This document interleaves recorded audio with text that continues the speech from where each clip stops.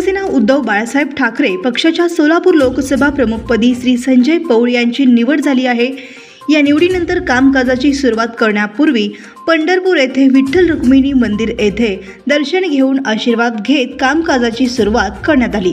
यावेळी बोलताना संजय पौळ म्हणाले की परमात्मा विठुरायाच्या आशीर्वादाने आजपासून कामकाज सुरुवात करत असून सर्वसामान्य जनतेमधील शेवटच्या घटकास न्याय मिळवून देण्यासाठीच माझी नेमणूक सन्माननीय माजी मुख्यमंत्री उद्धव ठाकरे साहेब व संपर्क प्रमुख सुषमाताई अंधारे यांनी केलेली आहे आणि या कार्यात कोठेही कमी न पडता प्रत्येक शिवसैनिकास न्याय मिळवून देणार व सर्व पदाधिकारी शिवसैनिक यांना सोबत घेऊन एकत्रितपणे कार्य करणार असल्याचे मत त्यांनी व्यक्त केले आहे।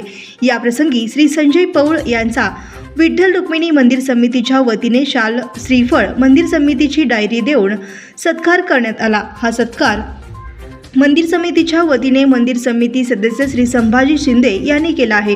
या प्रसंगी कारंबा गावचे हभप दादासाहेब काशीद, गुळवंचीच्या माजी सरपंच सौ तृप्ती पौळ, शिवसेना विभाग प्रमुख श्रीकांत आधाटे, पृथ्वीराज भैया पौळ, सौ आशाताई काशीद यांच्यासह इतर शिवसेना पदाधिकारी व संजय पौळ समर्थक मोठ्या संख्येने उपस्थित होते।